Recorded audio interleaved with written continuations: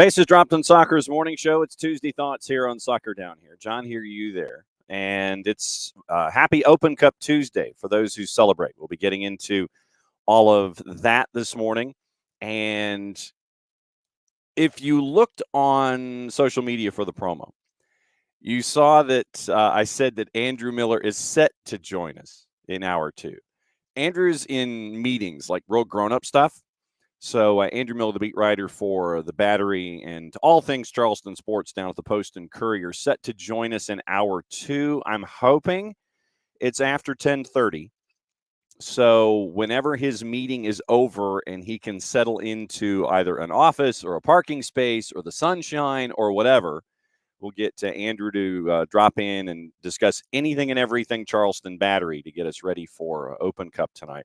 So, yeah, when his grown-upness ends, hopefully he can join us for about 15 minutes, and we'll go through all of your thoughts and questions having to do with Charleston Battery as Atlanta United gets ready for Charleston Battery. We'll go over all the other matchups that are going on, and they include the opponent on the weekend for Atlanta United. So, interesting dynamics there with lineups and how it's going to look and how many minutes and how it rolls over to Saturday, all those things. So we'll go over that as we go here this morning. There's a lot of news this morning and having to do with England. See, I can't quite do it like Jason does, but England has named their provisional squad for the Euros. 5 new faces. We'll be getting into that as we go this morning. Anything else on the table that's been left over from yesterday that you didn't get into, or that we were like, oh, yeah, I want to talk about this, put that in the Twitch pitch as well. So busy morning across the board. Maddie Cruz on the 1s and 2s should be joining us about 9:30. So she can let us know what happened at practice yesterday with Atlanta United as they then hopped on a plane and hopped over to Charleston to get ready for the matchup tonight. So morning. Oh, boy, wasting no time. Morning Ropes, Morning Dell, yes. So, yeah, we got Dell for propaganda.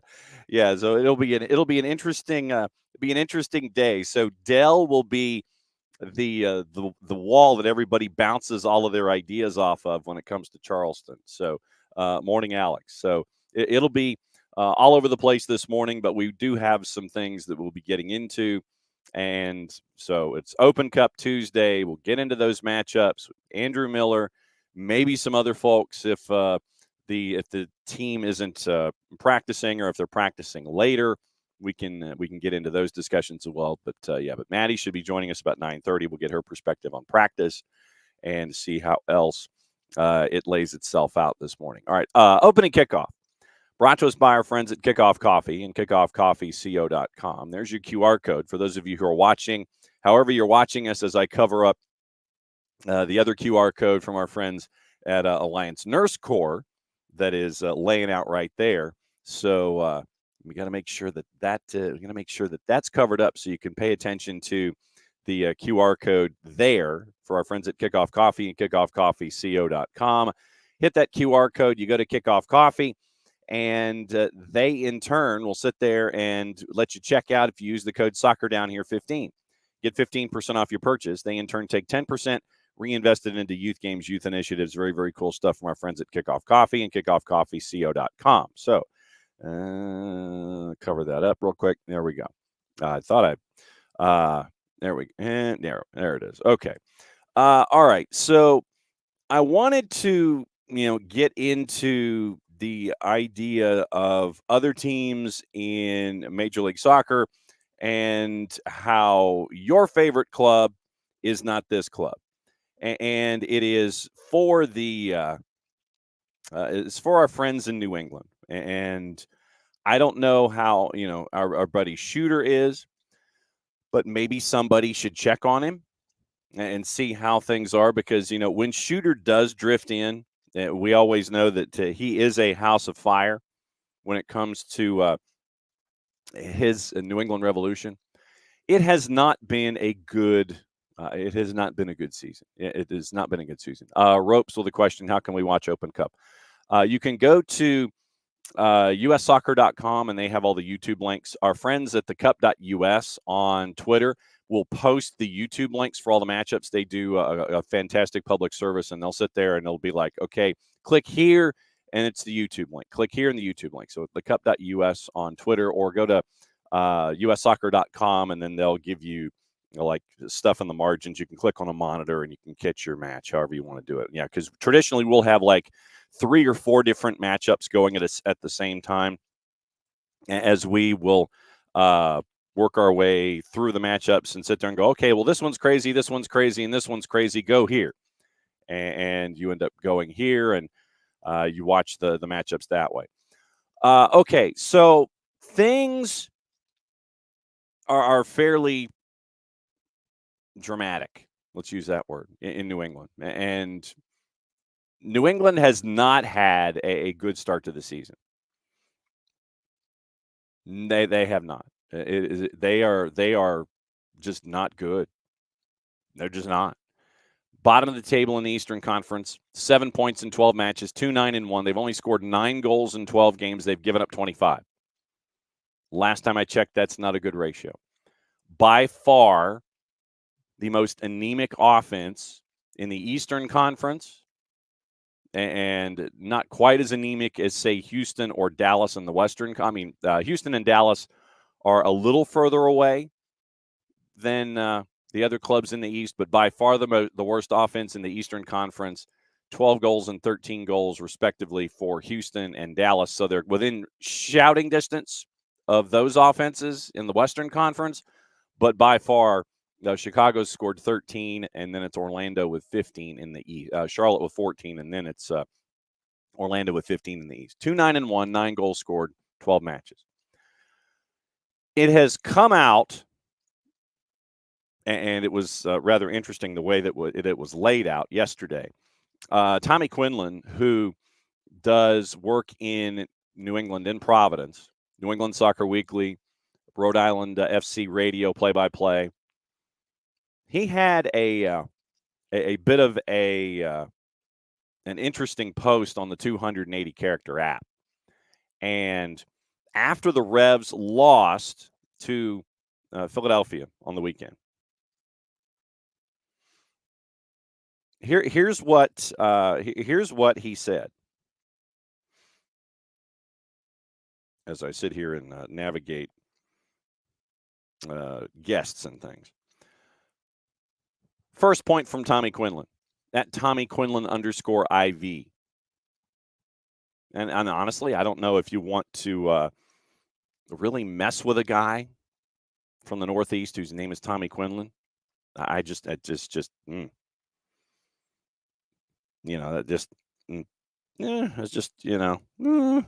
don't want to mess with a guy named Tommy Quinlan. Team owner Jonathan Kraft was said to be looking for head coach Caleb Porter after the match on Saturday. Porter is said to have avoided meeting with Jonathan.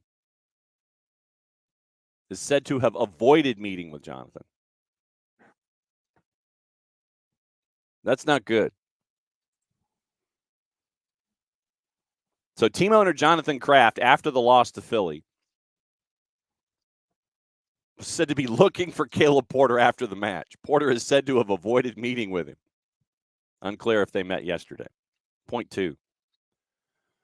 Players and coaches were said to be arguing with each other in the locker room after the match. Among the players involved were Henry Kessler, Carlos Heel, and Mark Anthony Kaye.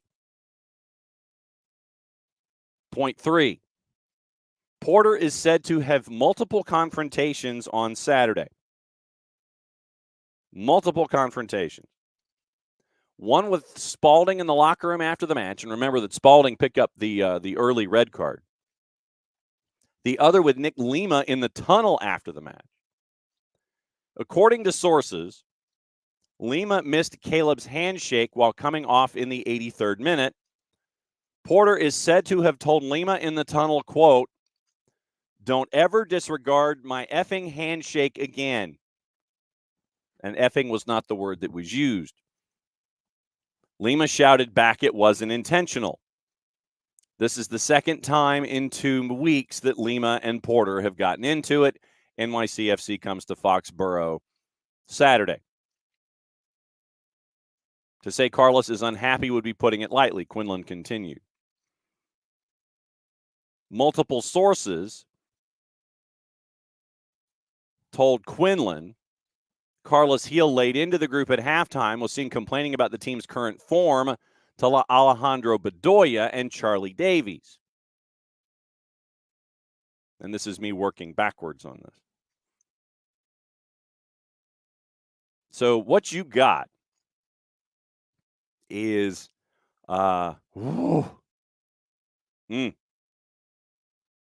you have all of the popcorn going on. So you have Carlos Gil laying into the team, venting to Alejandro Bedoya, and once again, this is from Tommy Quinlan up in New England. Carlos Gil at half lays into the team, allegedly, apparently vents to Alejandro Bedoya and to Charlie Davies. Caleb Porter apparently, allegedly, possibly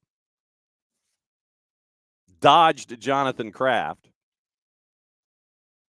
Players and coaches said to be arguing after the match. Kessler, Carlos Gil, Mark Anthony Kaye. More on Mark Anthony Kaye in a second.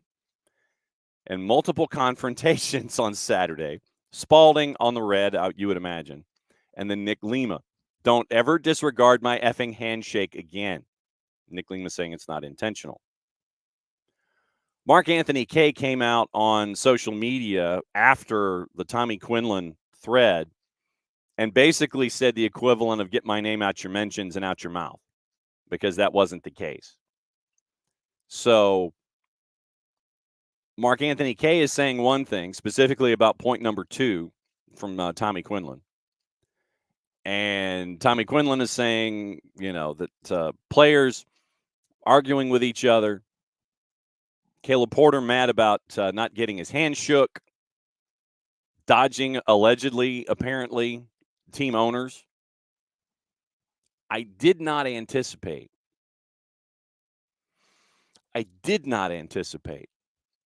that you would have something like this happening so quickly with a first-year coach.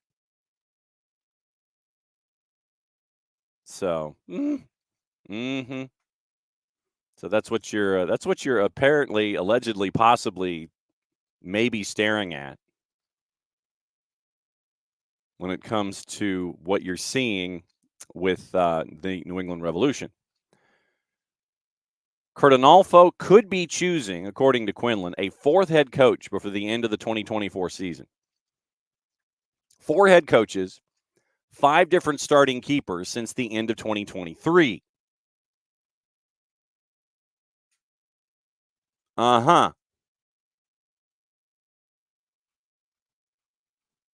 So all of that is what possibly is happening involving the New England Revolution right now.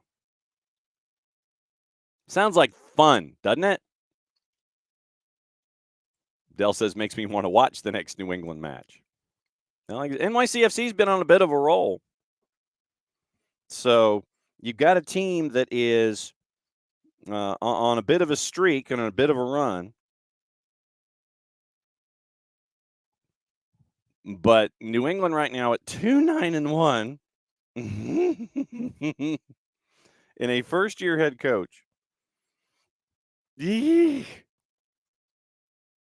And so, of course, Alex is saying that Carlos Gil should just come to Atlanta this summer if we sell Thiago Almada. Everybody wins. But remember all the stuff that we were discussing involving New England and how they were looking to make sure that everything was going to be different. It was going to be different. Everything was behind them. Just ask Curt Onalfo. I appreciate it. Appreciate the time, guys. Brian, just to start with you, you said about 20 minutes ago, quote, as everyone can imagine, this is a difficult time for Richie. What do you mean when you say this is a difficult time for Richie? And to Curt, do you feel when this all passes, you would like to tell your side of the story here? I mean, in terms of Richie, there's just been a lot written about Richie. Um, and so, when you're being talked about publicly, that's always a difficult situation, for people who are in this building, they're in this sport because they love the sport. They love being around the guys. They love coaching. They love the fans. They love doing just what their job is. And when they have to answer questions or be in the media or being talked about for other reasons, I think that's just always stressful and difficult for anyone. And so, I think that's really what I'm talking about when I say it's been a difficult time for Richie. And to answer your question, I was asked, first of all, I didn't ask to be in this position. I was put in this position. And I embrace it. The Krafts and Brian have asked me to lead this organization through a very, very difficult time. And I have enormous experience. I'm extremely confident. I love the people in this building. I love the owners. I love our staff. And my side of the story is to make a very difficult situation into a great one. And we have that opportunity. So that's what we're thriving on, is can we, through all this noise and the stuff that none of us asked for this, but to drive forward and to make something out of it. And that's the message that we're telling our players. And they are an incredible group of human beings. And I just tell you, watch out, because they are united, as we are as a staff and an organization, and from ownership all the way through. And it's time to get out there and play and stop talking about all the baloney. It is noise, right? We're going to focus on winning. Stop talking about all the baloney. We're going to focus on winning. How's that working for you? 2-9-1. Coaches apparently allegedly dodging owners. Folks mad that handshakes were dodged. Yikes. So that's what's currently going on. That's what's currently going on in New England. So there's that. There's all of that. And so, like I said, for whatever your favorite team is and whatever your favorite division, whatever your favorite location, you could be New England. That's Opening Kickoff, brought to us by our friends at Kickoff Coffee, kickoffcoffeeco.com. Once again, I've got to find the QR code and put my hands up in the corner right there. That's your QR code for those of you who are watching, however you're watching, whether it is on the 280-character app, whether it is on the YouTubes, or whether it is on Twitch. Thanks for doing so every single morning, as you guys do. Use that QR code, click in, get your day kicked off with our friends at Kickoff Coffee. Don't forget to use the code SoccerDownHere15. You get 15% off your purchase. They, in turn, take 10%, reinvest it into youth games, youth initiatives. Very, very cool stuff from our friends at Kickoff Coffee and kickoffcoffeeco.com. So there you go. Gareth Southgate has mentioned his squad for the Euros. Southgate asked if England can win Euro 2024. Quote, "I'd be an idiot if I said no, and equally if I say yes. Doesn't mean there's not a hell of a lot of work ahead of us. The team have been very close already. They know what's possible." So Gareth Southgate doing the appropriate dodge when it comes to answering the question. Southgate confirms he didn't speak to Ben White before picking his squad. Quote, "No, as far as I'm aware, he isn't available to us." And so Gareth Southgate is having his explainer press conference as we go here this morning. And Cole Palmer made the provisional squad. On Marcus Rashford, quote, "Since Rashford was omitted, I just feel other players in that area of the pitch have had better seasons." Fair assessment given by some. Southgate on Jordan Henderson's omission. Quote, "The determining factor was the injury he picked up in the last camp. He's missed 5 weeks and hasn't been able to get to the intensity required since then. He's a fantastic professional." End quote. So England's provisional squad. 4 players from Crystal Palace, by the way. Cole Palmer, Ivan Toney, Anthony Gordon, all included. Kobe Mainu, one of 6 listed midfielders. No Rashford, no Henderson, no Levi Colwill. Your keepers, Dean Henderson, Jordan Pickford, Aaron Ramsdale, James Trafford. Defenders, Branthwaite, Dunk, Joe Gomez, Gahey, Konsa, Maguire, Kwanzaa, Luke Shaw, John Stones, Kieran Trippier, and Kyle Walker. How Gareth Southgate will use John Stones and Kyle Walker will be interesting. Do they end up being stay-at-home defenders? Or do they get to do what they do at City? Midfielders, there's only 6. Trent Alexander-Arnold, Conor Gallagher, Curtis Jones, Kobe Mainoo, Declan Rice, Adam Wharton. Forwards, Bellingham, Bowen, Eze, Foden, Grealish, Gordon, Kane, Madison, Palmer, Saka, Tony, and Ollie Watkins. That's pretty stout up front. Having only 6 midfielders kind of worries me a little bit if you are a fan of that particular squad. So, yeah, Rashford out, Kobe Mainoo in. Very, very interesting. An ish load of forwards for Southgate and for England as their squad has been named. A couple of other surprises this morning. Tony Kroos has decided to retire. And that was something that was not anticipated. Season's end, he's done. So it was kind of a shocker this morning when that came across the bow. And it will be intriguing. It's like, that one was not anticipated. Definitely not anticipated. I know folks are shocked with the idea of certain omissions, and now Phil Foden may have to play a midfield role, more of a central midfield role. Sam Kerr ruled out of the Olympics due to an injury. That was kind of anticipated, but the news when the roster was announced yesterday, it's like, okay, not a surprise. Brighton is looking to push a deal for Kieran McKenna, the manager at Ipswich. And I think that would be a massive blow for Ipswich, considering that McKenna knew what he was getting into when they were promoted from League One to the Championship. And now that they've been promoted from the Championship to the Premier League, he understood what it was like to be in those conditions. But he does fit what Brighton wants to do financially when it comes to bringing in a manager and having financial constraints. So having McKenna as a part of that, that's not necessarily a surprise. Mauricio Pochettino, unsure of his future. His phone's going to be on, but he doesn't know what his future is going to be because he has concerns about the transfer policy. He wants more of a say in the transfer policy and doesn't know if he's going to get it. There's a sticking point apparently involving Conor Gallagher. He wants to keep him, and for sustainability rules, he may need to be sold. So that would be a point of contention between Pochettino and the front office. Looks like Ross Barkley is a transfer target for Aston Villa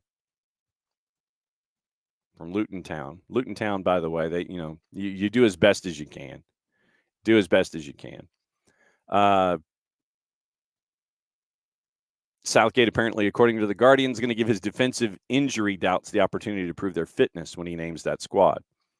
Avoiding the 3 and the 4-letter paper as we always do. Villa willing to sell Diego Carlos despite getting a $50 million £50 million windfall for qualifying for Champions League. Mo Salah delivered the clearest hint he'll be a Liverpool player next season. Plans to do everything possible to land a trophy for the Reds. Liverpool have come out of nowhere to join the race to sign Benfica midfielder Orkun Koshko. Rival fans will be guided to Wembley via separate routes again as a part of the security operation to prevent trouble flaring at the All-Manchester FA Cup final. Arsenal will back Mikel Arteta in the transfer market, according to The Independent, as he wants to get a squad capable of knocking off City. VAR officials set to be told, according to the Times, to intervene in the Premier League matches only when a referee is clearly wrong next season, among a number of changes intended to speed up the system. So that is the rundown of what's going on. with all of that. And so intriguing nonetheless with everything that we've seen. So Kroos is going to retire after the Euros. Yes, Del, the semantics. Yes, he's playing in the Euros, but he's going to retire after that. Also, let's see what's on the board this morning. We can get into Open Cup a little bit. We'll see what the juice boxes and all the matchups are when it comes to Open Cup today, and it presents interesting questions for the weekend, considering what we have going on in the tournament, because once again, you're in schedule compression if you're one of those MLS sides. 5 matches today, 3 tomorrow, and it will be interesting and intriguing as always to see how it all lays out for teams on the weekend. Just naturally inquisitive, I guess, is probably the best way to phrase it for me. Looking at the schedule, we know what's going to be happening with Atlanta and Charleston. So you go to ussoccer.com. It's probably the easiest thing to do. Each league that has a team that's involved in a match will sit there and say, hey, go to our league website. So I would say one of 2 things. ussoccer.com, you can click on a YouTube link and you're there. Or cup.us on Twitter. They have all the YouTube links. And like I said, they do the favorite divine beings work, and they just lay it all out for you, and you can click on one and go from one to the other. Charleston and Atlanta, 6 o'clock tonight, is the pregame show on 92.9 The Game. Mike and Jason are in Charleston. Or I know Jason is. I think Mike might be chasing it. But Jason is there, and I think Jason's going to be joining us in hour number 2 as well before Andrew does. And we'll get Jason's thoughts on a lot of things. We'll get his thoughts on the U.S. soccer roster, what happened this past weekend in Nashville, schedule compression, the injury situation, and getting ready for Charleston tonight. How young will the lineup be? How much of a twos influence will you have dealing with schedule compression and leaning into LAFC? So Battery and United, 7 o'clock tonight. And right now, slight favorite in the juice box is Charleston at a plus 141. Atlanta's at a plus 152. 90-minute draws a plus 267. On the parking deck, Belston Stadium in Queens, New York. NYCFC 2 gets to host New Mexico United. Emilio knows all about this parking structure. Soccer field, football stadium on top of a parking structure on the campus of St. John's University. NYCFC 2 beat Colorado Springs last time out. Can they beat New Mexico United this time out? They're a big underdog. No real surprise. They're at a plus 254. Your draw is about the same. New Mexico United on the road is a minus 106. 8:30. It is Sporting and FC Tulsa from Children's Mercy Park. Sporting a big favorite, no real surprise. Minus 323.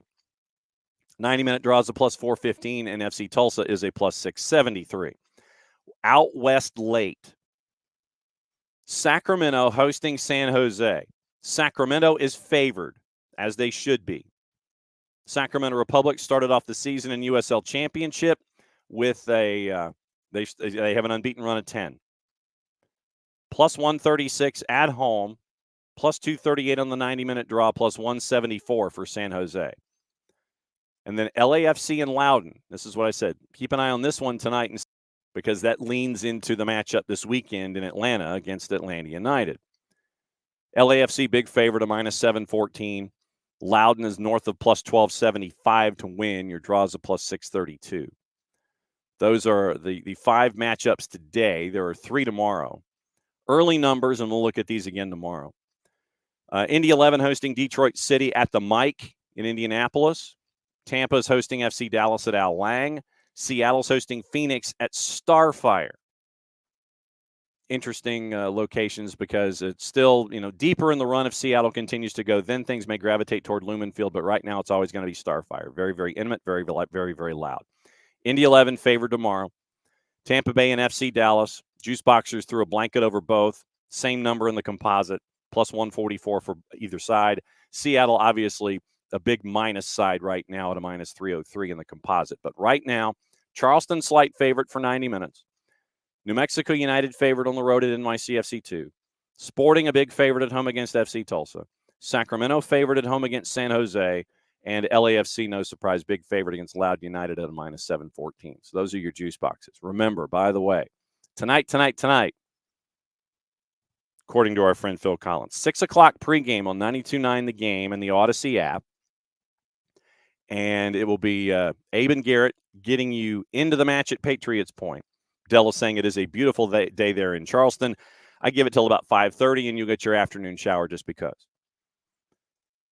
So Mike and Jason will have the call, 6 o'clock pregame, 7 o'clock kick, so like 7:03. And then after the match will be the full-time report to get you ready for everything. And now that I've mentioned this, it is time. It is time to bring back in Maddie Cruz on the ones and twos. You've been busy. Yeah, I don't even know how I'm functioning right now. I'm not gonna lie to you. Called caffeine. Literally, I poured myself a cup of coffee, and that I'm sipping on that right now. So. Mm-hmm.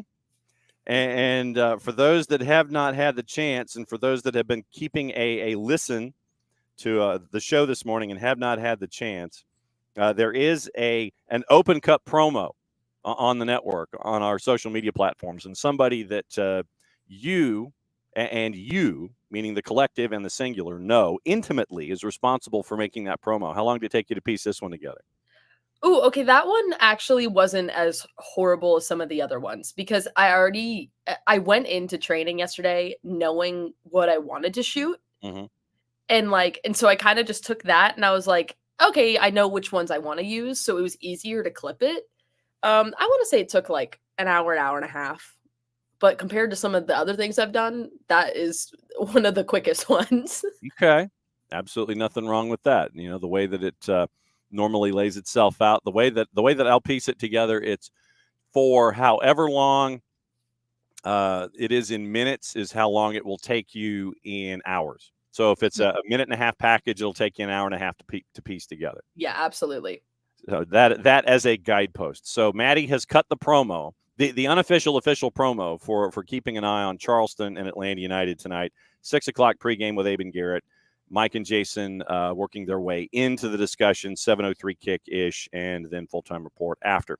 You and Jason were at practice yesterday before the team and Jason and folks hopped a flight to get to Charleston. What'd you see? Yeah, I mean, you're going to see a lot of younger players, I think, stepping up into this roster. With kind of like what we saw, especially in the last match against Charlotte Independent. I think you're going to see that as well. You're going to see a lot of young players stepping up, especially with how much the roster has played. You know, you had 2 matches last week against Cincinnati, Nashville, and then coming immediate turnaround, you're coming in playing Tuesday.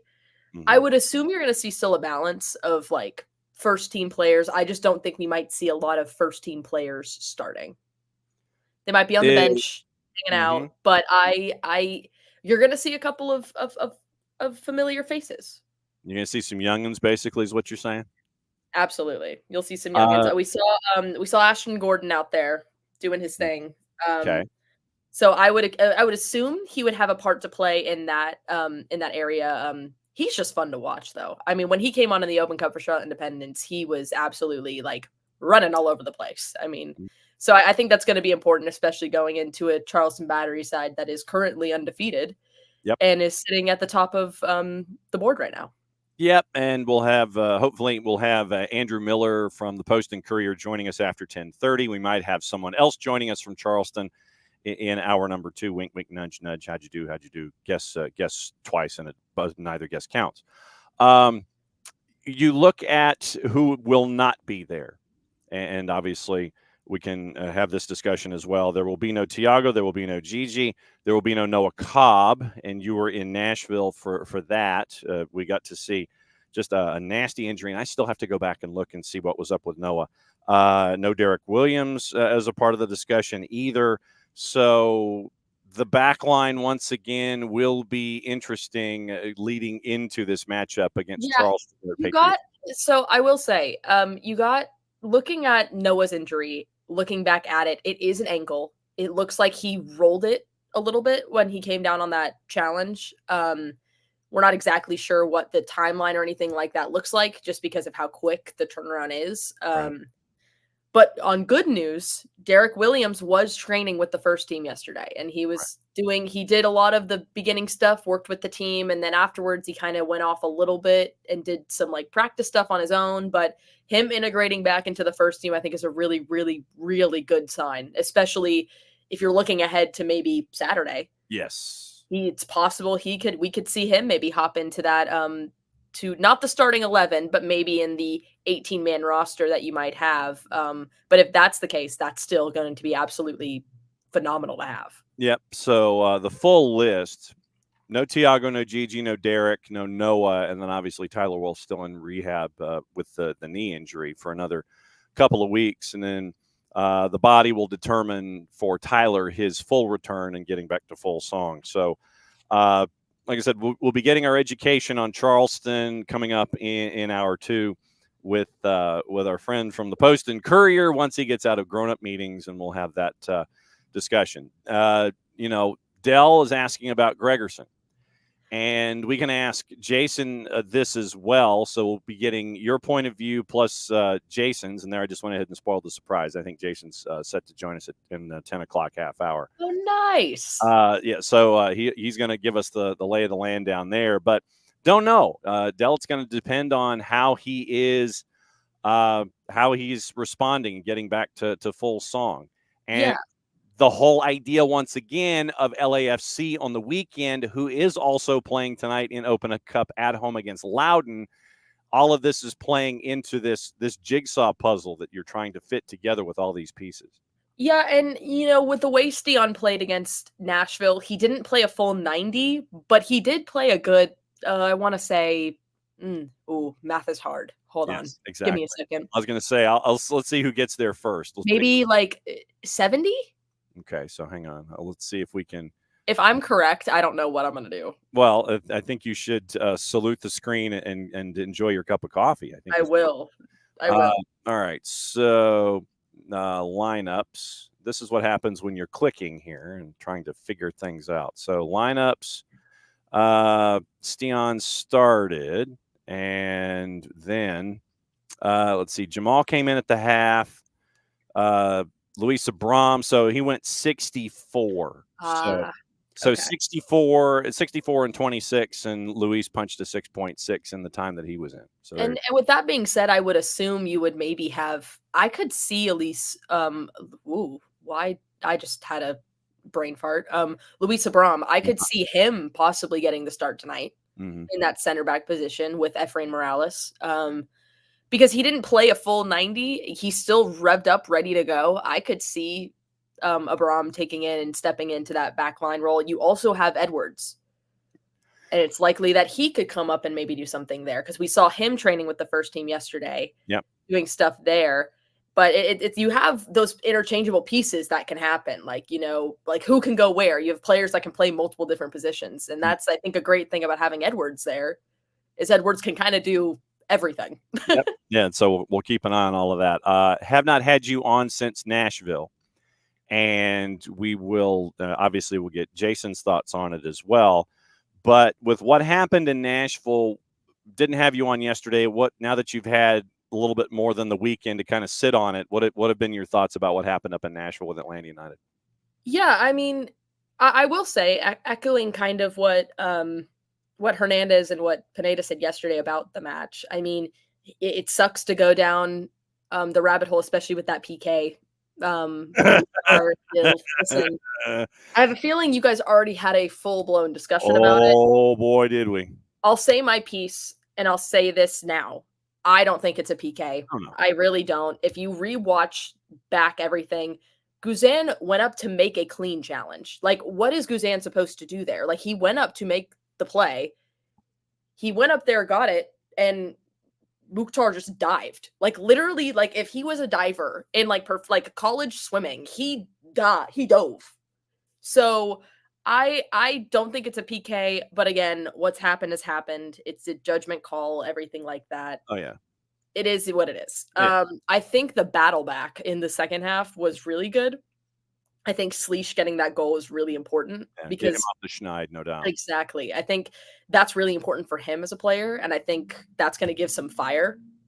But I really like the way the team battled back from that because I normally you see the team, at least in recent games, where like they go down a goal and it's almost like a sigh, and then it's harder to come back from it. I thought at least the fight and the confidence there in the second half to come back and get the tie was really good, and that's something that I don't think we've seen, and I think that's important to have is that energy and that momentum. And I felt like it looked really good against Nashville. That was one of the positives I took away. It felt really like there was a lot of fight, there was confidence. Like it was, I really liked the way that we saw that against Nashville.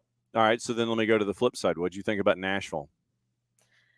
Nashville's a weird one, always a weird one because sometimes they'll have really good hot streaks and then they kind of fall off. I wasn't uberly impressed with them. Schaffelberg was one that really stood out to me, though. I thought he's a great player. Mm-hmm. He is an absolute beast. He's a pain in the you-know-what. Exactly, and I think that's important to have. I think he's a great player. I think he's going to be one to watch for Nashville going forward. He might be someone I add to my MLS fantasy league team after seeing him on Saturday. No one steal my idea. Okay.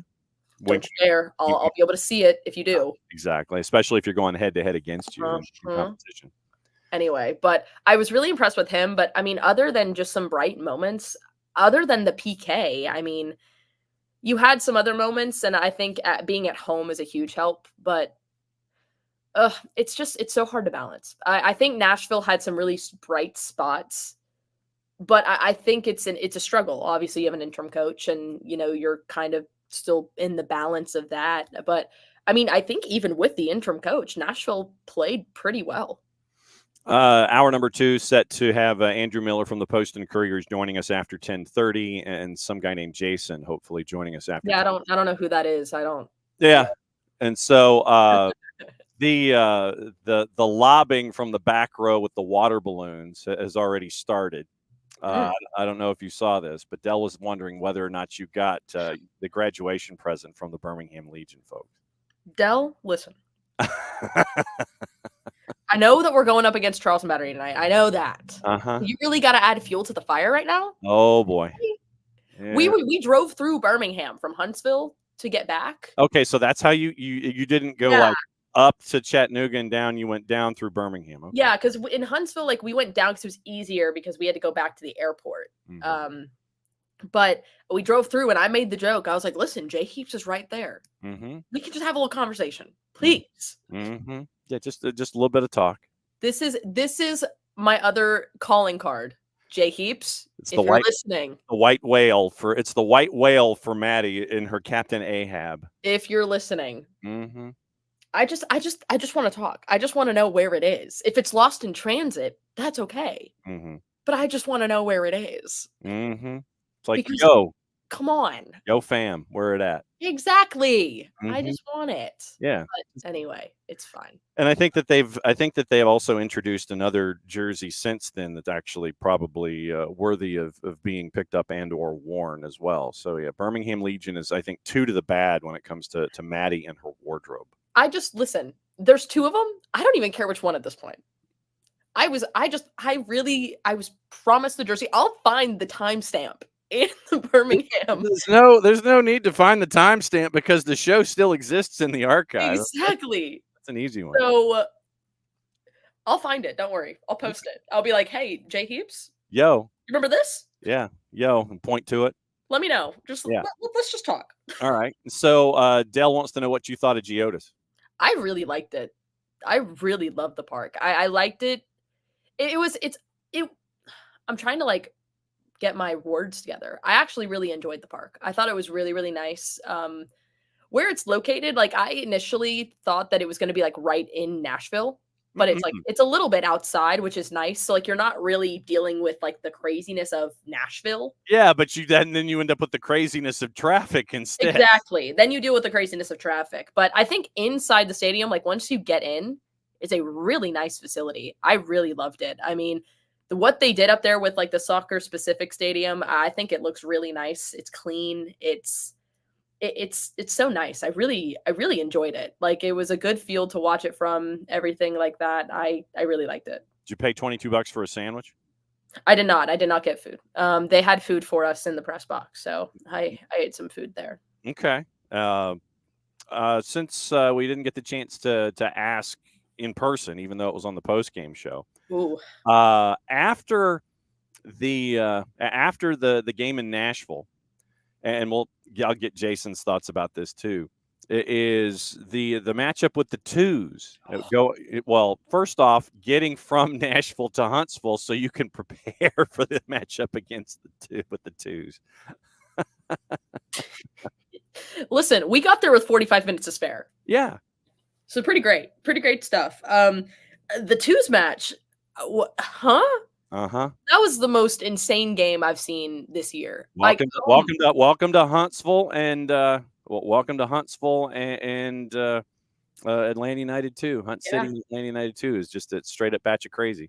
Yeah, and also huge credit to Huntsville. I believe there was like 4,800. Yeah, there was a good amount of fans there for that matchup. It was a lot of fun. The energy was great. That match was absolutely crazy. But I personally, me and Jason talked about this afterwards, and even in the post game, I thought this is the best that the Twos have looked this season. Mm-hmm. There was just Javier Armas was running all over the pitch. I mean, oh my goodness. He was at one end of the pitch to then the other end of the pitch. He was playing center back for sometimes. He was pushing forward. He made a goal from like a rocket. I was like, oh my goodness. Javier Armas played absolutely outstanding, and getting to hear from Hibbert and Hadley kind of about his leadership. That's been really great to hear him really stepping up into that leader role and to be that focal point of where players can turn to. Yeah. We also got to see a lot of the academy kids step up. We talked Miles Hadley stepping up huge for them to get the second goal. I mean, he played outstanding. There was Jaden Hibbert. Mm-hmm. I mean, the saves he was able to pull off. I don't know what that was. Oh my goodness. There was one save he made that I literally turned to Jason and I was like, my mouth, like I didn't speak. I was like, how did he stop that? I don't know how he did it. I don't know how. He's on another level. Listen, I'm not going to ask questions. I have no idea. Just take the points and run is what you're saying. Exactly. But I will say the battle back from Huntsville is great. We got to kind of talk a little bit to some of their staff over there, and they played a lot of academy kids in that matchup because a couple of their players were out either due to some injuries or also to, I believe, Ollie Wright, who we got the chance to talk to at Blast Off Battle. He had a red card in the last match, so he was not able to play. But I mean, the Huntsville matchup was a fun one, and I'm really excited when the Twos go back there again at the end of July, because I feel like that matchup is always one that's going to be one to circle, because it's just so it's the rivalry match. Obviously, you have that, but just the talent and the quality you have on both sides. Oh, it was so fun. It was so fun. And we were also like outside. We weren't in the press box. I was going to say, because from the pictures that you took, it looked like you were closer to home plate, like where we were for Blast Off Battle was inside the press box in and of itself, but they had you outside the press box past the elevator closer to home plate at the top level. Is that right? Yeah. So basically there wasn't enough space for us to like really slot in there, but they had us like right next to it, like kind of in, if you're like looking at it, there's like a little like incove type thing. Mm-hmm. We were right in there. But it was honestly really nice getting to be out there. The weather was nice. We got to see everything, hear everything. I think some of the Huntsville fans got really confused when Jason would do a goal call for the Twos and they'd look back and be like, what are you doing? Like they were definitely a little mad, but but it was so fun. It was a great time. I'm excited to see how this matchup turns out later on down the line and in July when we play them again. That one's going to be, they're going to come back for a vengeance, and we got to be ready. Yep. 7 of 8 to start things off at home, and then 7 of 9 on the road. Next matchup is Saturday at Chattanooga FC at Fort Finley. That one is a 7:00 kick. So that's so it's going to be simultaneous action, but the Twos will get a half-hour head start with Chattanooga FC at 7:00. Atlanta United kicking off against LAFC at 7:40. So 37-minute head start for the twos this weekend up at Fort Finley. So we'll see what happens there. I am keeping Dell's notification up on purpose because Dell, once again, from the Charleston Battery, getting the battery information, and then the same is there for Atlanta United as well. Atlanta United has put out a piece of information on the media that is social, having to do with where you can click and watch the match. But since Dell has posted it first, I will go ahead in our timeline. I will go ahead and keep this up for the time being so everyone can write this down, take notes, or go to ussoccer.com and click on it there, or go on to Atlanta United Twitter and click on it there. But yes, Dell has done the work, and he has done the cut and paste, and he's letting everybody know where you can watch on the Bitleys when it comes to Atlanta United and Charleston on the night when it comes to 5 of the 8 teams, or 5 of the 8 matchups, getting closer to the round of 8. And this one, depending on who wins in Open Cup, I mean, this could be another, if Atlanta United works its way out of this matchup tonight, it could be another set where, if NYCFC 2 gets another upset there at the parking deck at St. John's, it could be against them. You could end up with perhaps Indy 11, Detroit, Tampa, FC Dallas. The possibilities are there for Atlanta United to make a run in Open Cup, although I know that the focus is on the regular season in Major League Soccer. But the opportunity could be there if things fall a certain way. Absolutely, for sure. And also, too, if you want live tweets as well, I will be on Soccer Down Here. I'll be on Soccer Down Here. You'll be the live tweeter this evening.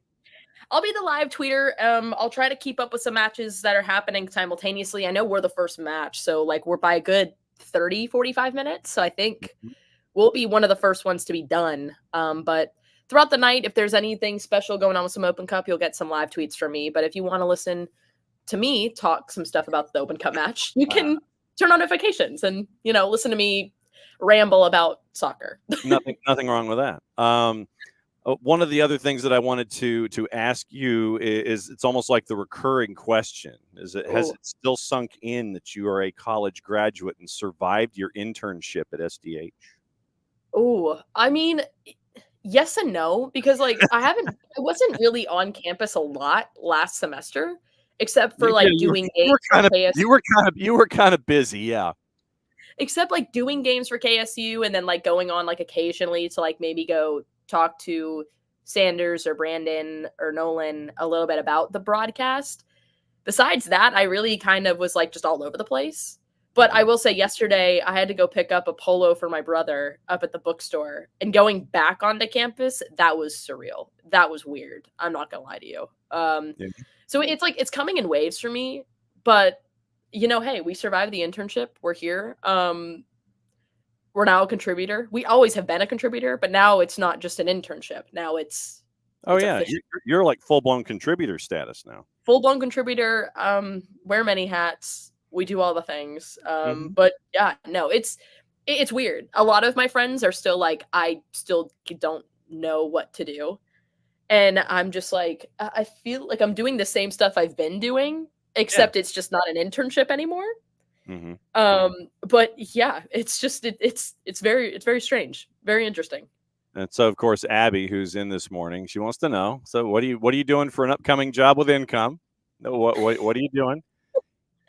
Well, doing right now just a lot of freelancing. That's going to be the biggest thing. We got a couple things lined up, especially with Georgia Impact. I'll be doing a lot of those games. So leading up for that, that's going to be a lot of fun. I have 2 other jobs back up in Swanee. I was a kickboxing instructor, and I might be going back and doing some shifts over there. Wait, what? You didn't know this? No. Yeah, I was a kickboxing instructor for 2 years back in 2021. I was not aware of this. Yeah, it's a company called 30 Minute Hit. It's up in Swanee. It's an all women's gym, and it's a kickbox / 30-minute hit workout. It's a combination. But yeah, so I was a kickboxing instructor for that for a little bit, and they texted me yesterday and they were like, "Hey, in your open schedule, do you think you can come back and do some shifts for us?" And I was like, "Let me look at my schedule and I'll let you know." But So I might be doing that, and then I have some other jobs, like some part-time stuff lined up, and then we're just scouting. We're scouting around, having a fun time. Yeah, it's all about piecing it all together. Absolutely. Absolutely. Yes. So that's that's the fun part. It's like you're trying to piece together your existence, and you live and die by your calendar. Basically, is how this.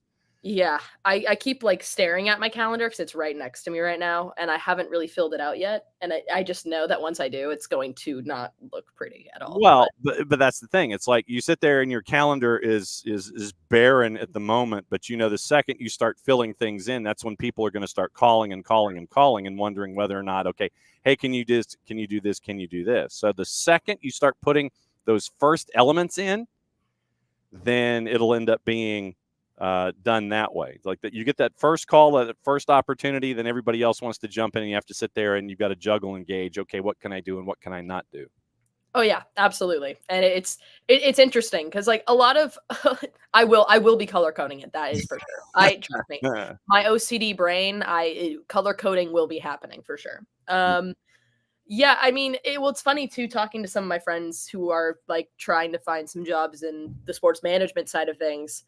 They were talking, they were like, I just like don't know if I want to like travel or not right now. And I was like, absolutely. I was like, that's valid. I honestly don't know yet. I would love to stay in Atlanta. I think for right now, I'm okay being in Atlanta for a little bit. I want to be here for a little bit because hey, it's Atlanta. It's only the center of the soccer universe. Yeah, and no, it's only like I mean, the epicenter of soccer here in the US. But hey, just saying. But just saying. Love Atlanta. Welcome to Atlanta. We ready.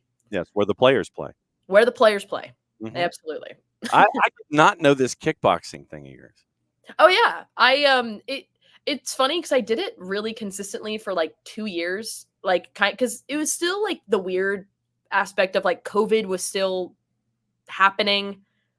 And so college was still kind of like up in the air. Like I had an apartment and everything, but it was still like I was doing all my classes online. I was, not doing a lot there. So it was fun to get to do. And I still do it occasionally. Like if there's like a job or like if they need me to fill in and they're like, hey, are you available? I'm like, yes. And so then I go up, I'll do a little 4-hour shift for them. And then it's great. It's also great because I get my workout in too. So 4 hours of kickboxing sounds painful. Well, as a trainer, like I mainly help coach our everyone else. So like when they come in, I like kind of just run around. It's a lot of running though. Like I have to I don't sit still. Like I'm just up and going, punching things, coming back, teaching, doing all the fun things. Up and going, punching things. Absolutely. That's what you got to do. I will say I did one time I tracked my my movements on my watch, and that was I don't remember exactly what it was, but I think my heart rate got to like 130, 145. Like look at this. Oh, I know. Look. What's up? Oh my gosh. He's I gone. I get to flex like every once in a while, so I'd take it. Yeah, no doubt. So, are you on top of a particular location, or are you outside? No, on the side. Okay. Didn't know if you were like on a boat. No, or on a rooftop where you're getting to kind of look over everything. No. Just that'd be cool if you were on a park bench. It's nice. Okay. We got like 98 different topics to get into here this morning, so I guess we'll start back at the absolute beginning. Now that you've had an extra day to think about it, Nashville and Atlanta. Nashville to me just looks bad. Yeah, I mean they're not a good team. They're a good defensive team though, and that's something that they have been able to maintain over this poor stretch right now. They're not an easy team to break down. It's just how Gary Smith built that team. So even when they're not good, they can always lean back into that. And I think that's what they did a little bit against Atlanta. They just wanted to get out of there without losing. And I mean, you go back to Nashville and their issues, that's really it, right? They are very good at not losing, but they're not very good at winning. And that's why they made the change that they did. On the Atlanta side in that game, I mean, look, you're missing your best two attacking players. And it showed. It 100% showed. You didn't create enough. You weren't good enough in the final third, but you found a way to get something out of the game, even with a penalty that is debatable. I mean, look, we can all argue it, and everybody's got their opinions, and I really hate how we get into this when we're talking about a judgment call, how it is 100% right or 100% wrong, and if you think the other way, then you're dumb. And that's what too much of the national media is doing about this. And it's funny how they always seem to do that when it comes to an Atlanta situation, right? Yeah, yeah. Look, nobody's dumb. This is a judgment call that plenty of people have seen both ways. I don't like the penalty because I feel like Mukhtar is not playing. He's playing for the penalty.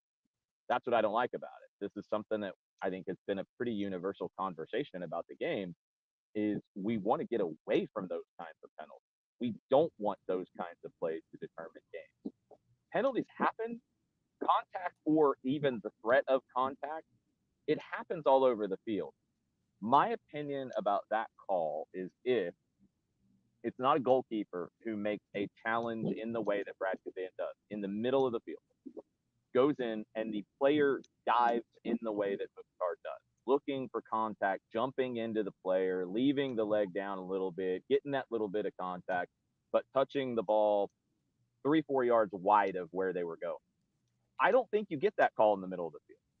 And this is the kind of penalty that I think we used to see a lot, and we're not seeing as much now.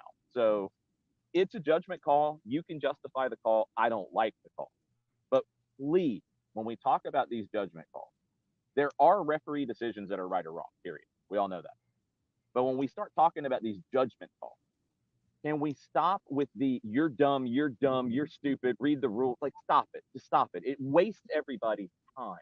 It's the hardest thing about refereeing. I don't love the call at all, but the referee's not stupid, and anybody who thinks that it is a penalty is not stupid. I don't like the call because I feel like he's looking for it. We need to have that conversation. We have Yeah. to get past the lowest common denominator. You're dumb. Like, let's stop, Mhm. please. Absolutely. Maddie, your first question for Jason, who is live in Charleston, trying to wake up with a Red Bull with a hell of a view. Go for it. Well, I will say before I get into the question, Atlanta United just released that they are signing 4 players to a short-term contract. We got Alan Carlton, Matt Edwards, Ashton Gordon, and Jacob Williams will be coming up, and they will be there and available for the U.S. Open Cup Charleston Battery. We saw Ashton Gordon and Matt Edwards up there playing with the team yesterday, and we also saw Alan Carlton as well as Jacob Williams as well. Looking at those 4 players coming up, and especially Aiden Torres too, him stepping up to being that homegrown deal, what are you expecting from them and the impact that they're going to make? We know what Edwards can do. We've seen him in the first team match, but what do you anticipate seeing both of them, all of them in this matchup today? I think when you start going through the process of elimination about who's going to play and who's got minutes and who might be freshmen, I think Matthew Edwards is more than likely going to start because he didn't play much in Huntsville.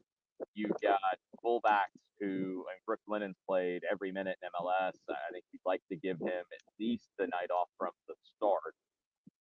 Caleb Wiley is looking like he's feeling the effects of playing a ton of minutes, so you'd probably like to not play him at all.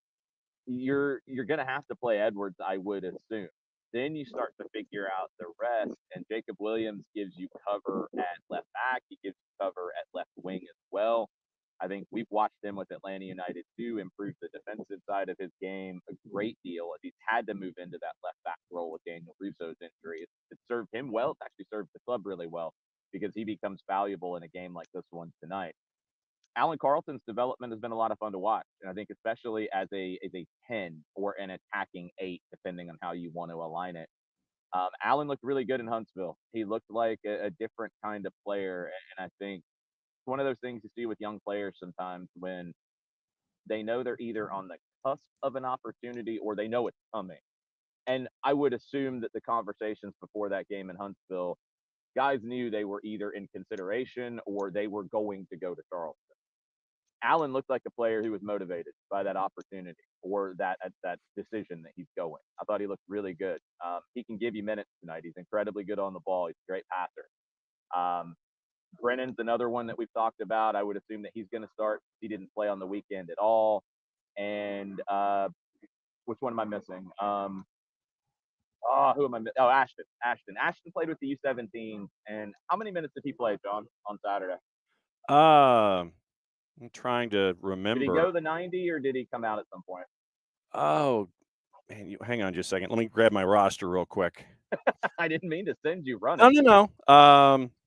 Ashton went, let's see, so 45 because Mason Peacock came in at 45.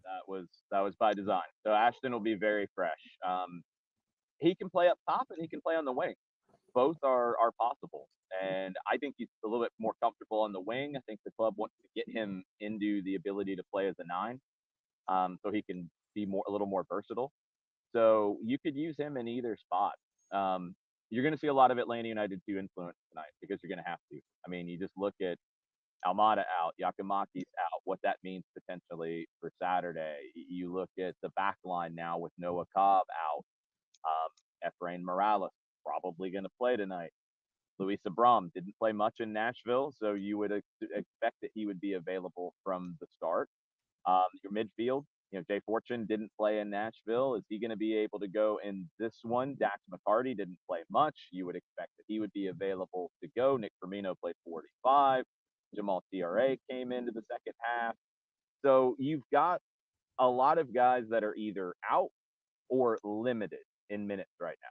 So those Atlanta United 2 players are going to be very important in supplementing this team tonight. And you've got to find some veterans around them to help with that. If that's a Ronald Hernandez, who I think is really good in these kinds of situations, if that's a Dax McCarty, if that's maybe not quite as much of a veteran, but an Edwin Mosquera as well, who did not play on the weekend. If it's guys like that, Luis Abram, who can help round the younger players and the less experienced players at this level, that'll be a big help. But the 2 guys are going to have to play, and they're going to have to come off the bench tonight too.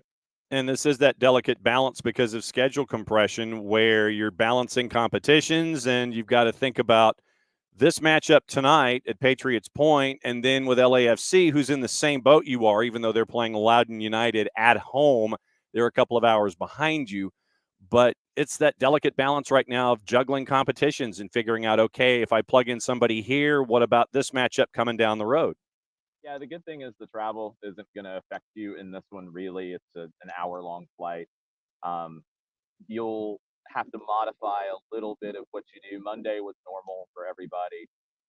It's a little bit of a quick turn playing Saturday for both teams and then playing on Tuesday. Charleston played last Wednesday, so they're going to be fresher, but they also don't really rotate. So their guys have played a lot of minutes this season. That can be good or bad, depending on kind of how they want to approach this as well. I think for the Atlanta perspective, though, unfortunately, you can't let tonight hurt you on Saturday. Yeah. You just can't. Not with where you are in the league table right now. There's a lot of time to play. You have a lot of games left, but every game you lose a possibility of picking up 3 points. So you've got to prioritize the regular season. That doesn't mean you don't want to advance. It means you have to count on some players that maybe you would count on different guys. If you were in a different spot in the league table, maybe if this was in a different part of the calendar, whatever. If you had opportunities to play more of your first choice in a game like this, with where you are right now, with the injuries and that, in other situations, maybe this is difficult. I think everybody gets bent out of shape on this kind of stuff, but how many times have we had this conversation, whether we're talking about Arsenal, whether we're talking about Real Madrid, whether we're talking about Milan in their cup competition? Mm-hmm. You have to weigh the balance of what it is for you in that calendar season. Are you healthy? Where are you in the table? When does the game come up? Does travel factor in? Do you have young players who are, itching to get more time? You have guys on your bench that are itching to get more time. How do you manage each of these cup games as they come up? And for Atlanta, you have to manage it, I think, a little bit differently right now because of the injuries and because of where you are in the league table. Maddie for Jason, live in Charleston, getting ready for Open Cup. Ooh, I think looking at Charleston, you had the opportunity to kind of really sit down and look at that side. How do they play, and how are you expecting them to come back and combat a style like Atlanta going into this matchup? Yeah, my question for Charleston, I haven't had a chance to dig too deep into them, honestly, with the schedule that we're all facing. I mean, there's others of us who are on the road in these situations as well, and it's been a long couple of weeks. Mm-hmm. Um, I've been home a little bit, just a little bit. So I mean, look, it's hard. For Charleston, they're gonna play in a 4-3-3 kind of a shape.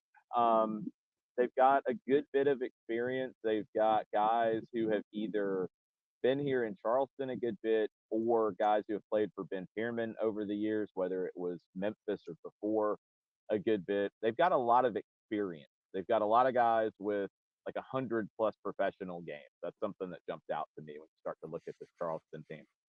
They don't have a ton of guys with MLS level experience, but you're not facing a completely MLS kind of roster either tonight.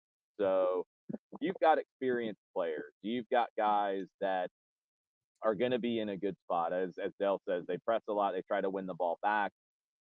That's going to catch up to them at some point with playing so many guys, so many minutes. We'll see. It's still early in the season. They should be fine, and they've got that almost full week to rest for this one. The biggest thing to me is you've got belief. This Charleston team right now is just you've got a team that has not lost the season in competitive play. And when you have that, you've got belief, you've got confidence. So they're not going to come in afraid of Atlanta United at all. They're going to feel like this is an opportunity for them to pick up that cup set, even if on paper, when you look at the rosters, it might be a little more of a 50-50 game just because of how Atlanta has to approach it. You've got guys in form too. MD Myers has got 9 goals in 11 games this season in all competitions. Markanich has got a ton of goals in USL play. 2 guys up top that are both goal dangerous. That's a challenge for Atlanta. I'll be curious to see how Atlanta deals with it. If Charleston wants to come press them a little bit, now again, it's not the usual mix of Atlanta players. I think Atlanta United handles that better than teams that wanted to sit back and bunker. I think when you get to play, that suits this team. Charleston, as Dell said, and just as being at home and being confident, they're not going to sit back. They're not going to be a defensive team tonight. So there will be space. If Atlanta can deal with that pressure and pass around it, there will be space to operate in. And that's what you have to look for. The interesting element from the Atlanta side, and Gonzalo kind of talked about this a little bit when he talked about the energy and the passion that the young players, the academy developed players bring to a game like this and bring to a team like Atlanta United in a situation like this. They're going to be, I think, a little more direct at times, a little more quick to go to goal. And that might be a good thing in a game like this. Ashton Gordon, for his age, 16 years old, he scored some big goals with the Jamaican U20 team. He's a player who, you get him into the attacking third, he won't be afraid to go to goal. Luke Brennan won't be afraid to go 1v1 with guys. So it's going to be fascinating if Charleston tries to step up high and press and Atlanta can play through it.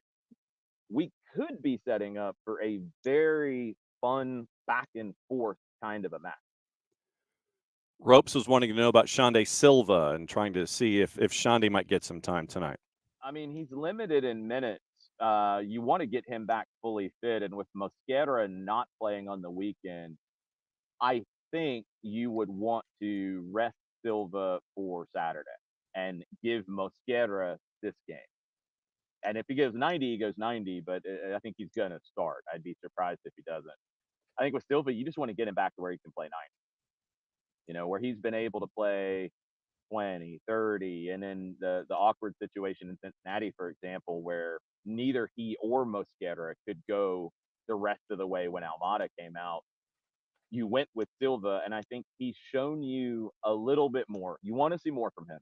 I think Shande's got it in him. You need to see more from him, but you've seen more from him than you have from Mosquera, from Wolf before he was injured. So you want to get him ready to go for Saturday. I think that has to be the priority for John. Broadcast plans, sir, are what? So on air at 6 o'clock tonight, Abe Gordon, Garrett Chapman will get you started with the 5-stripe countdown. 7:03 is the kick from Patriots Point. We'll have it on 92.9 The Game, the Odyssey app as well. And I think this is an easy one to sync up with the YouTube stream. And I know it's a little awkward to find the YouTube streams. I'm pretty sure Atlanta United has directed you directly to the stream. If you go to the Open Cup website to try to find it, it's an unlisted YouTube stream. They basically want you to sign up and give them your email and get newsletters and stuff. And you probably already are. I don't know how many newsletters I get on a regular basis at this point in my email. Very easy to slide past those when you have to. But the other site that you can get this info from is the cup.us. They will set up a playlist and they'll share the direct link. But I think the Atlanta United direct link that I shared a little while ago, I think that is direct to where you can watch the game. And then pause and sync. The Odyssey app will be your friend in that if you want to sync us up and listen to the Atlanta United call of this match tonight in Charleston. Looking forward to it, partner. And please tell me that you're keeping your receipts and keeping track of your miles. Of course. Attaboy. All right. So looking forward to it as well. Enjoy the rest of your sunny morning. Apparently it's going to be in the 70s. No rain inside, according to our local meteorologist, Dell. So you should be in good shape. Looking forward to the call, my friend. Absolutely beautiful. We'll be on the roof of the press box outside tonight. So it'll be a fun one. All right. Be safe. We'll catch up soon. Adios. All right. That's Jason. And anticipating Andrew Miller coming up in short order. Once his grown-up meetings are done, we'll catch up with him and get the battery perspective of things and find out what it's been like for Andrew Miller to hang out and keep an eye on what's going on with Ben Pierman. And what I wanted to do when Andrew gets to come back and visit is I wanted to make this as much of an education as possible. And I want to work backward from last season with Ben Pierman and getting to the last match of the year and working our way into this season. So when folks can sit there and look at Charleston tonight going up against Atlanta, yes, I know we're spending a lot of time with them and doing that on purpose so we can sit there and be informed when it comes to what is being watched tonight. We might even get to find out a little bit about what he thinks about Markanich and MD Myers and a little bit of the angst, I guess, with Chris Allen and Jackson Conway being a part of the roster and possibly getting the opportunity to chase after a bit of a pound of flesh when it comes to Atlanta United. So when Andrew's grown-up meetings end, Andrew Miller from the Post and Courier down in Charleston, we will catch up with him and find out what his thoughts are, about the battery, what it's been like to see the battery move to this particular point in USL Championship, where they are the creme de la creme in the Eastern Conference, and what it's going to be for them going up in this matchup involving Atlanta United. So looking forward to catching up with him, but his meetings have to end first. It's like real grown-up stuff at the Post and Courier that Andrew has to deal with this morning. And so hopefully he won't be delayed too long, but the anticipation is that he'll be joining us sometime after 10:30. So it'll be very, very interesting to get to Andrew's perspective on what it's been like involving the Charleston Battery here in U.S. Open Cup. Another couple of pieces of news involving Major League Soccer. Some folks got waived yesterday, and one of them was Jordan Peruzza from Toronto FC, and the other was a larger name from Austin, and it was Rigoni from Austin getting waived yesterday, and it just has not worked for him and El Tree. So yesterday when that was announced, you go back and you look at the amount of money that has been spent on his purchase, and it has not been it has not been good. It has not been good for Emiliano Rigoni. He had a clause. Get this. So yesterday he's placed on waivers, signed for $4 million in 2022.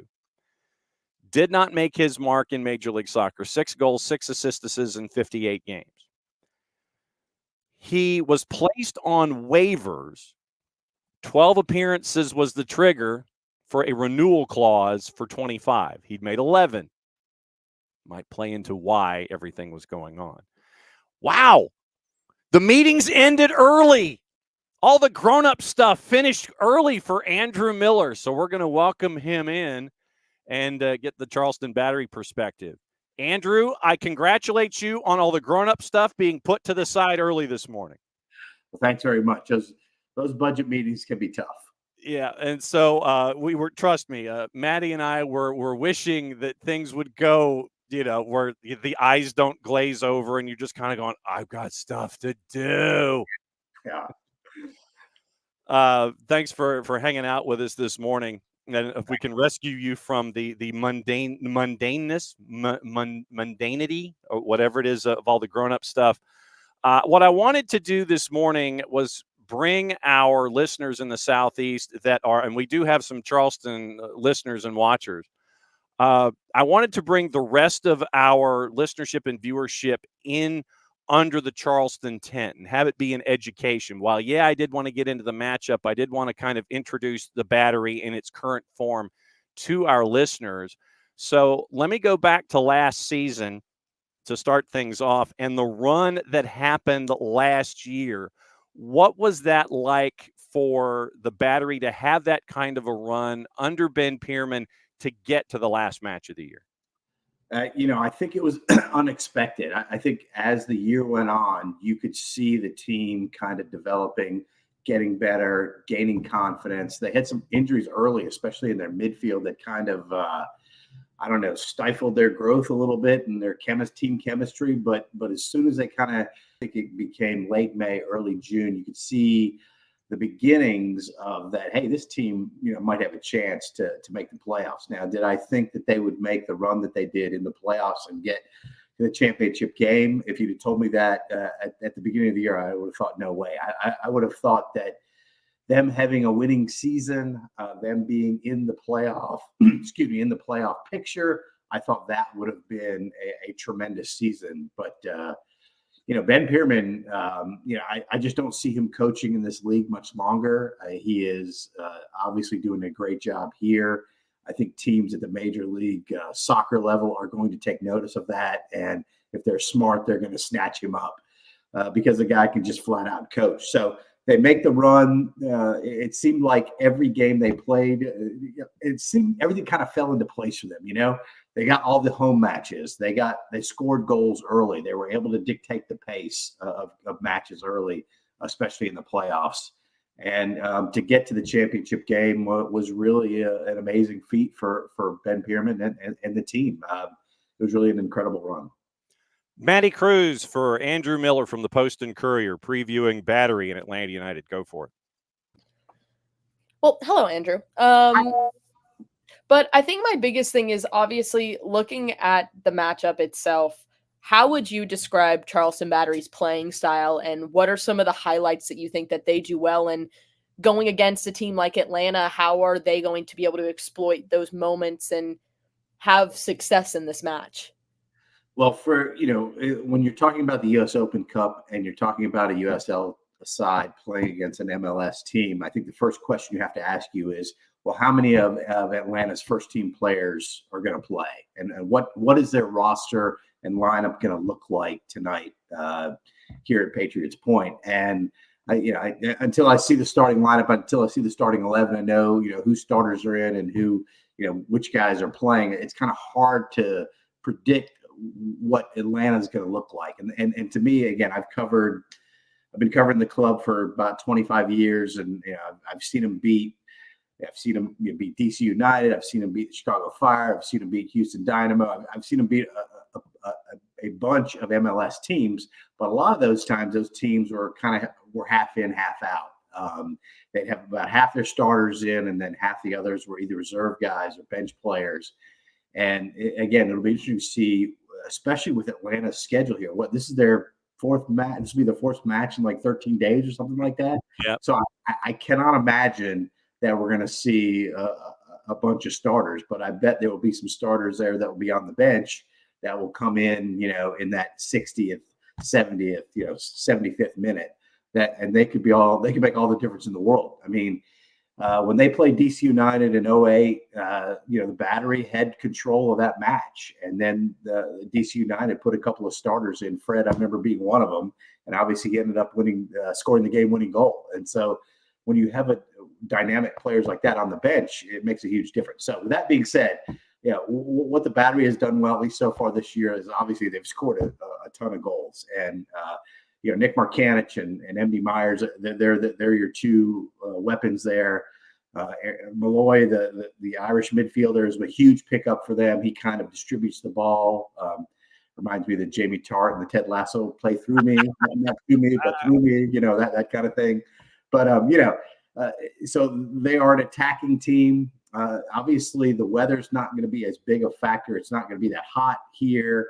And Atlanta, again, is a southern team, so they're probably used to the heat, humidity, even if it gets particularly warm here tonight. So, but the Battery is going to attack. They're not going to sit back. They're not going to play in a shell. That's what I think.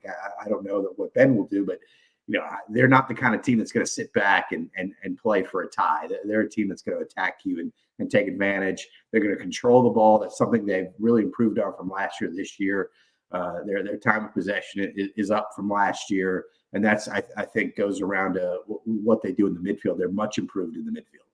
As introduced by our Charleston watcher listener, Dell, he says Malloy, Allen, and Ikaza solid in the midfield. They are fantastic. And those guys kind of dictate the pace. And again, if you can't see, I'm a hockey fan. It's like the Battery mucks up the neutral zone. That's what they do with their. They play a little left wing lock. Is Jacques Lemaire the head coach there? They muck it up in the midfield and they make it hard for the other team to kind of advance the ball. And that's what you want a good midfield to do. And that's what they do. Those guys are really solid. So is Lou Lamoriello the general manager for Jacques Lemaire? Is that what's going on here? Yeah. It's funny because Rob Salvatore, one of the principal owners, he is a big hockey fan. So, maybe he takes some of his cues from that. I was going to say, have you broken that news to him about this whole, clogging up the middle third and sitting there and it's like, all right, try to get it over the blue line kind of thing? Yeah. Well, he's a huge Rob Salvatore, the owner, the principal owner here for the Battery. He's a huge New York Rangers fan. I'm obviously a Chicago Blackhawks fan. If you can't see the banner behind me, and we like to chirp each other quite a bit when we get out there on the practice field sometimes together. Absolutely nothing wrong with chirping. That's the best. That's the best part of it, especially now that we're down to the Final Four. But that's hockey down here. That's 2:30 in the morning on Wednesdays when we do that.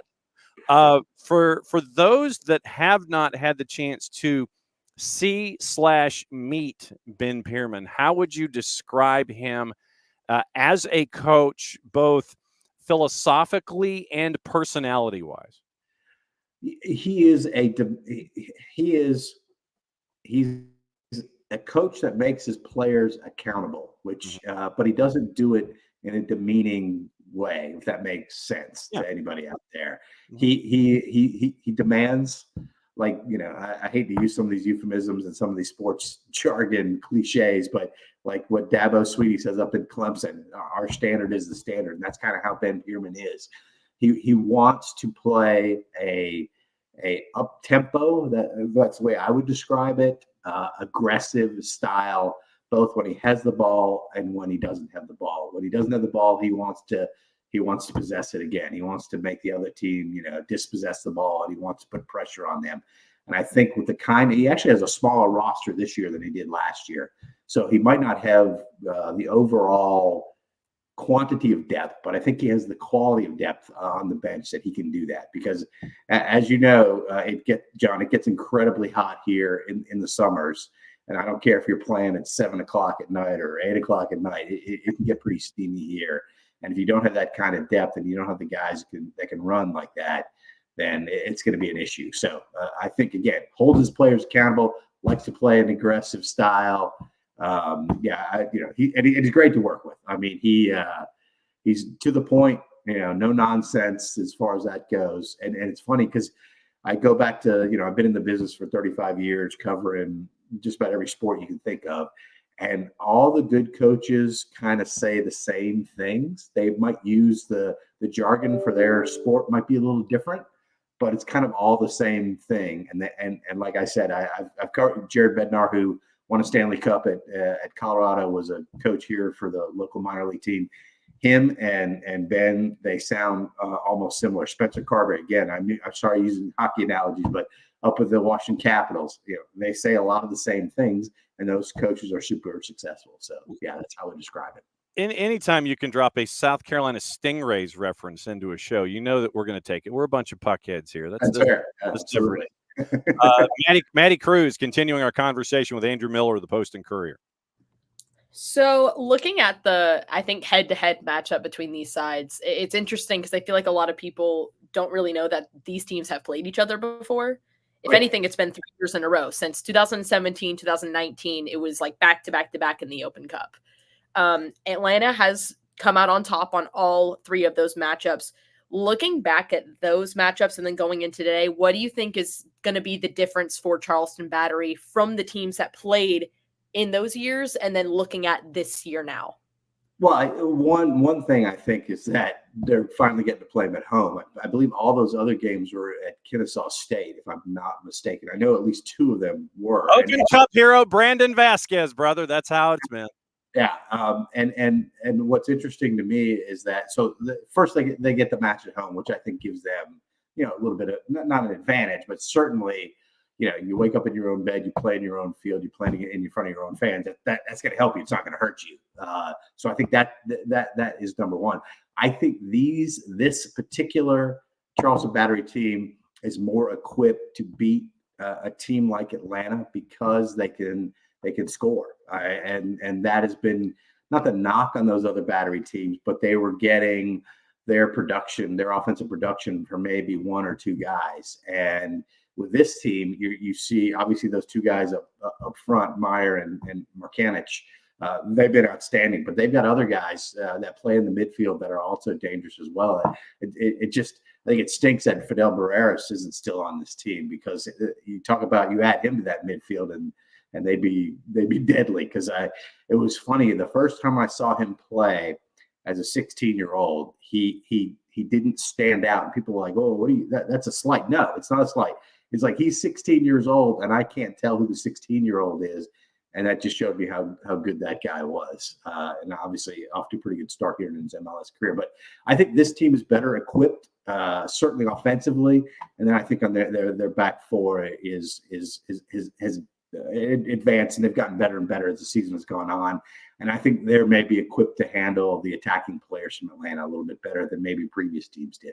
Well, and I think that, to your point, with this left wing lock and clogging everything between the blue lines, possibility of going over the top and having the speed of Atlanta United going past that back line to create opportunities. I'm thinking that might be the X's and O's that we're staring at here, right, where if you're clogging that middle, go over the top, go get it, and then see if that running for a full 90 minutes can be kept up by the Battery. True? Yeah, for sure. And then again, I think that's where maybe communication between the midfield and the defenders, and obviously the keeper, is going to be crucial for the Battery in those instances. But there is a reason that Atlanta is in the MLS. They have the talent.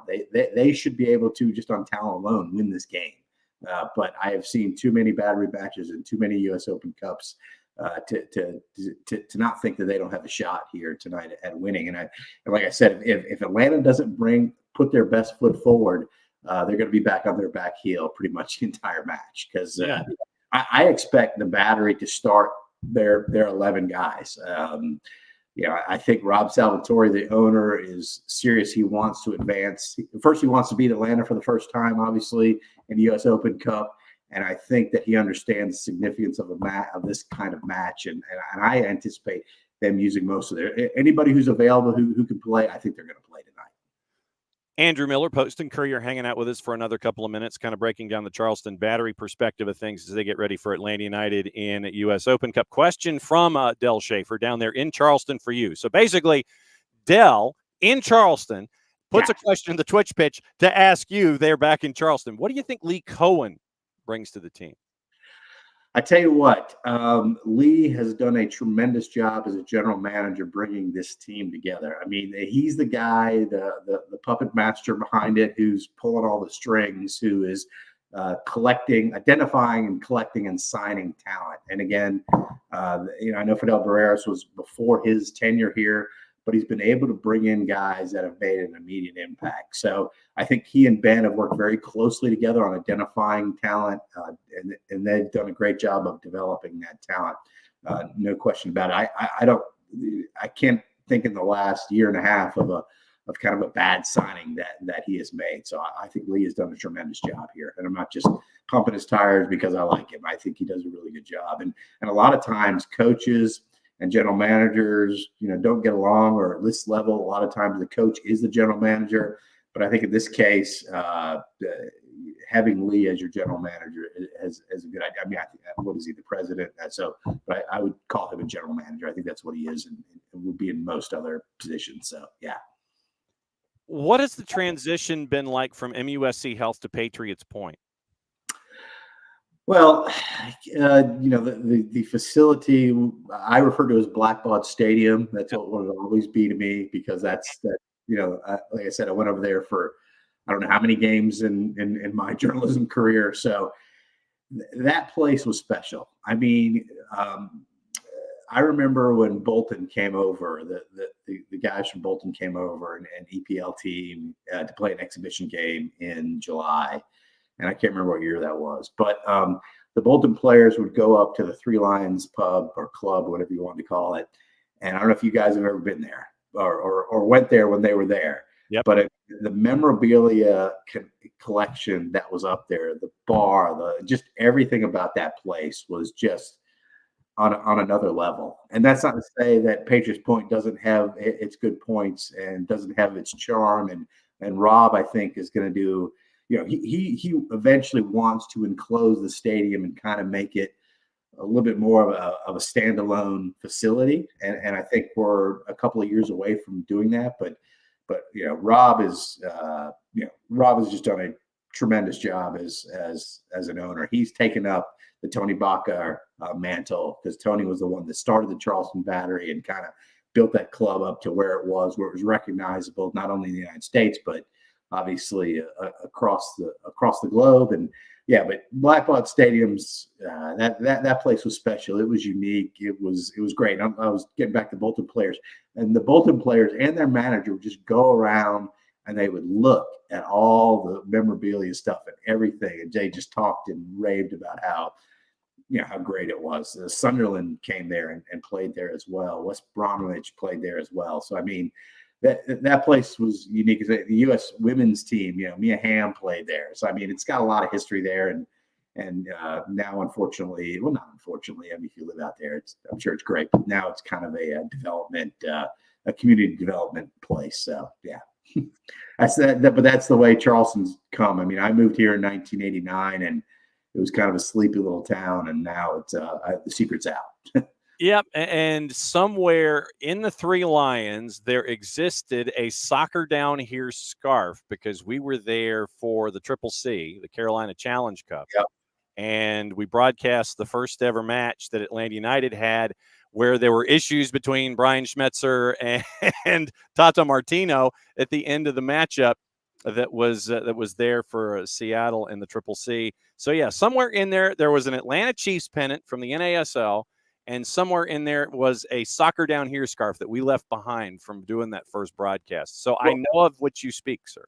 Yeah, I was going to say Andrew Carlton played for the Battery there for pretty much a whole season one time, and the other kid from Germany whose name escapes me was also there was an affiliation back in the day, or a loose affiliation is what I would call it. But it's there was only one Blackbaud Stadium Three Lions pub. It was unique, and that's what I thought made it so great. No doubt about it. So we are looking forward to it tonight. I know that it is a 7:03 kick, I believe, there at Patriots Point, one of the great vistas that you have in USL Championship here, no doubt, Southeast. May you make deadlines, sir. May everything stick to the cards and the tape. May you file, and may everything be there on time for you. Thanks for hanging out here this morning on Soccer's Morning Show, breaking down Open Cup for us. It's great to see you, my friend. Thanks for having me, guys. All right, that's Andrew Miller. Andrew Miller from the Post and Courier. He's going to be busy tonight. He's going to be writing his you-know-what off from the Charleston perspective. And I was glad that we were able to get him after his meeting. First and foremost, I'm glad that his budget meeting didn't go for 2 hours, because he said it was going to start at 9 and end about 10:30. And I'm like, just come in whenever you're done. That'd be great. And so they ended early.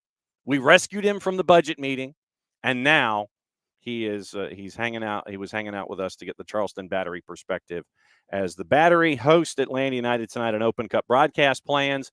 It is 6:00 on 92.9 The Game on the Odyssey app with Abe and Garrett, and they will break things down. They'll have a little bit of Mike and Jason, and Mike and Jason will take over play-by-play at 7:00, 7:03 kick, and then after that, it's going to be the full-time report with the result in the round of 16, 5 matches tonight in the Open Cup. And Atlanta United is one of those 5, taking on Charleston Battery. And so, Maddie, now that we've gotten the Charleston Battery perspective of things, first choice lineup, because they hadn't played since Wednesday. So basically they got 6 days to think about it and stare at Atlanta United. But it will be a challenge for them because, as Andrew says, Andrew doesn't know really what the lineup's going to look like. What's the first choice? How many first teamers are there? How many of the second teamers are going to be there? And getting the breakdown of clogging the middle and going long. I think that legitimately tonight, the more that I think about it, this might be Luke Brennan's season down the right-hand side. Oh, absolutely. I mean, I would be shocked if Luke Brennan didn't get the start tonight. I mean, but I think going back to it too, obviously you're going to have the first team, like whoever will be in that lineup, that's going to be huge. But I don't want to discount the players that are coming up, because those players are hungry and they bring the energy, they bring the passion. They're going to come in to fight. And I think that's going to be an issue for Charleston. Because I think it's also, too, it's like when you have a player step up like Alan Carlton, like Jacob Williams, like Ashton Gordon, you don't really get to see them play often. And so you don't know how they're going to play. And so coming against a team like Charleston, it's going to be difficult to really scout that a little bit and figure that out. So I'm interested to see how that's going to roll. But I think with Charleston, you just got to watch out for it. Charleston's hungry. They want to win. They have not won in this matchup 3 times. They want a win. They are searching for a win, and it's at their home stadium. I mean, the fans are going to be hyped up. United's got to get on the front foot fast if they want to secure the lead and get out of this match and go to the quarterfinals. That's going to be huge for them. But I think Charleston Battery, they're going to come in with a little edge, and I'm excited to see this matchup because it's not. I don't want to say it's a rivalry. But it almost feels like a rivalry. Yeah, because Charleston was here first, and they are going to be the ones to sit there and go, bruh. Guess what? We were here first. We've been here longer, and it will be very, very. I'm intrigued. Yeah, I'm very excited for this matchup. I think it's going to be a fun game to watch on both sides, and it's going to be a lot of fun. I think, listen, hashtag magic of the Open Cup. I just love it so much. It is so fun. I'm excited to watch this matchup. I'm excited to watch the other matchups that are happening tonight. Oh, I was looking at them this morning, and one was like really stuck out to me. New York City FC 2 and New Mexico United, especially with what happened in that previous matchup for NYCFC 2. I think. Oh yeah, on top of the parking deck at St. John's. Absolutely. Oh, absolutely. I think that one's going to be interesting. You got Sporting Kansas City against FC Tulsa. I think that one's going to be fun. LAFC, that matchup. I mean, listen, I think all these matchups are going to be really interesting to watch. Which I didn't even think about it this way. Almost every MLS side is going up, and then you have 2 sides that are just one. Just one side is the second team of the MLS Next Pro. But I mean, you almost have most of your MLS clubs playing in tonight, and that's going to be interesting. I'm I'm excited. I just love the Open Cup. It's so fun. It's my favorite. It's my favorite competition. It's so fun to watch. Yep. Besides the Euros, I love watching the Euros. Yeah. And so once again tonight, Charleston hosting Atlanta United, NYCFC 2, New Mexico United. So that's Next Pro versus USL Championship. Sporting and FC Tulsa, it's MLS USL Championship. Sacramento San Jose, USL Championship hosting MLS. LAFC in Loudoun, MLS hosting USL Championship. Tomorrow, it's the two USL Championship sides going at it. And then you have the matchups with Tampa hosting FC Dallas. So that's, once again, your matchup involving a USL Championship side hosting an MLS side who is not having a good run of form. And Seattle hosting Phoenix at Starfire in a very intimate environment. So Seattle right now is a big favorite hosting Phoenix as Phoenix makes the trip up to Starfire and Tukwila, Washington. News and notes and odds and ends to get us through the end of things. It appears that there is a mention that possibly, probably, perhaps, maybe, as Jesse Marsch is filling out his staff in Canada for the Canadian men's national team, it appears, possibly, probably, maybe, perhaps, something to think about, that Michael Bradley might be an assistant for Jesse Marsch north of the border for the Canadian men's national team. Captain America might be going north of the border to help out Jesse Marsch. I saw this this morning and I was like, what? I mean, it's not a bad idea. It's not a bad idea at all. I mean, Michael Bradley, watching him for the US, that was a lot of fun. Obviously, when he played in MLS, he was a pain in the you-know-what to play all the time. Yep. MLS Michael Bradley, I was not a fan of. He was very annoying. But I think this is it's an interesting matchup. It's interesting for sure. You're bringing in Jesse Marsch, former USA, and then you're bringing in Michael Bradley, another former USA, to go up again for the Canada side. But with ties to Toronto FC. To Toronto FC, so it makes sense. But it's so interesting. I'm excited though. If it's true, that's gonna be interesting. That's gonna be fun. Mm-hmm. You've also got another couple of pieces of news and notes. Marco Reus might be leaving Germany, and there is interest in Marco to come to Major League Soccer. And we still haven't even discussed the salary figures that were released by the MLSPA because of all the other breaking news that's been going on. We still haven't had the chance to break that stuff down. While it's great to get this kind of transparency about the whole, still need the information about the cap and where it fits and what you need and all these kinds of things because, and we'll get into this coming up in just a little bit, Inter Miami and Messi and friends have another piece of business that they probably need to do, and they'll probably find a way to fit it in under the cap, whatever cap space they have.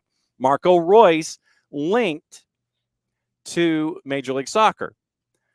Marco Reus linked to LAG and St. Louis. Obviously, St. Louis with the large German community that is there. LAG, obviously, for it being Lipstick City and everything. But there's a problem. There's a team that has his discovery rights that is neither all caps SC nor the LA Galaxy. Charlotte has his discovery rights, which are kind of silly. It's just basically it's dibs in soccer, basically, is what it is. And literally, you could sit there and go, well, I've got discovery rights on, Luka Modric. Sure. Okay, great, fine. But basically, discovery rights are dibs. Dibs on Luka Modric. Dibs on Marco Reus. I've got dibs. That's what you've got here. And so Charlotte has dibs on Marco Reus. But Marco Reus is interested in not playing in Charlotte. So what dibs means in Major League Soccer is basically, well, what's it worth to you? If you LAG, all caps, are interested in Marco Reus, what's it worth to you? Well, what's it worth to you? Well, we'd like to have him here in Charlotte. We lost Enzo Capetti. Or we sent Enzo Capetti away. We didn't lose him. We sent Enzo Capetti away. We'd like to have Marco Royce here. Marco Royce is looking at Charlotte and going, bruh. Seriously? Bruh. Charlotte? Nah. Marco Royce wants to go other places. But Charlotte, because they have dibs, can sit there and go, well, what's it worth to you? And it will be, it would not surprise me if Marco Royce dipped into his own bank account and basically said, look, let me go. What's it worth to you? Here. How about I hand you like $10? Michael, and so that's sliding it under the table. Like, here you go. that's what we're staring at here with Marco Royce. Marco Royce wants to go any place else but Charlotte. They want to go any place else but Charlotte. So MLS 101, and this is Michael asking, and this is basically what we all need to do. Michael wants to know how discovery rights are claimed and or determined. So what do? I click on the Charlotte website to get my answer. What is a discovery player? I feel like I need music under this of some description. Let me see if I can come up with some kind of appropriate music for the reader here. Let's see. How about, let me see here. So we're going to play music and see which one fits. I don't know if that fit. No.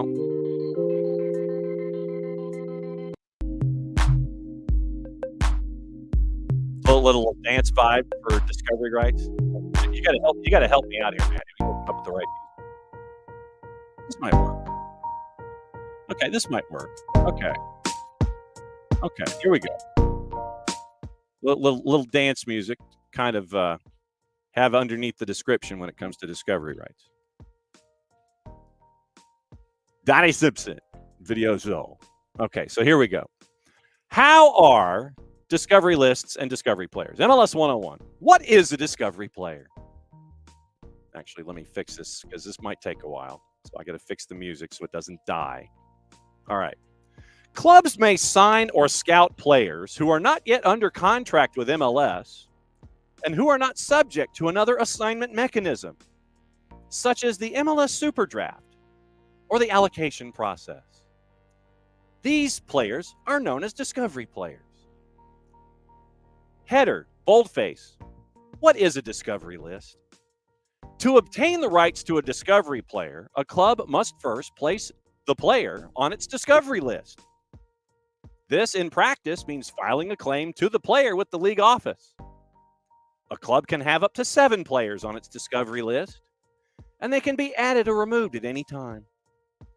There is no limit to the number of players a club can sign from its respective discovery list. Boldface header. Topic 2, paragraph. Which kinds of players can be on the discovery list? Foreign players in foreign leagues are typically candidates for the discovery list. Additionally, U.S. players abroad who've never played in MLS will also be discovery players. International free agents or upcoming international free agents can be discovery players too. A young talent playing collegiate soccer in the U.S., however, would be recruited to the league via the MLS Super Draft instead. The allocation process, meanwhile, would be used to recruit U.S. men's national team players, select youth national team players, and or certain former MLS players returning to the league. Other players who may not be added to the discovery list include current MLS players and players for whom another club has a right of first refusal.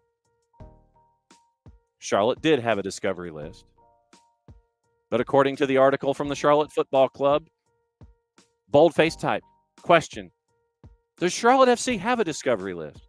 Answer, yes, it does. Every MLS team is entitled to have a discovery list, but they are generally not made public. Back in 2021, quoting then Charlotte FC Director of Scouting, Thomas Schalling, quote, we make sure that our discovery list contains our top 7 targets at all times. It's something that we need to be on top of, as having first priority with a player provides us with the opportunity to negotiate with him and his agent. Boldface type question. How important is the discovery list for Charlotte FC? The discovery list is crucial. Answer. In the planning and construction of the inaugural roster, and it's imperative to utilize the 7 available spots effectively. An established MLS team with fewer spots to fill on its roster may find it easier to keep the bulk of its targets on the discovery list. Boldface question. Why does the league have discovery rights? Answer. Essentially, discovery rights help encourage parity in the league by giving smaller market teams a formal opportunity to lay a claim on desirable players. It also helps to prevent rival teams bidding against each other for a player, which can in turn keep salaries from being inflated. That's from Ryan Bailey from the Charlotte Football Club, dated November 9th, 2021. I hope that helped. That is about discovery players and the discovery list. Seriously, you got to be kidding me with this. It's dibs. It is basically dibs. And Dell, I think that Inter Messi did in fact have the discovery rights. No, the list is not public.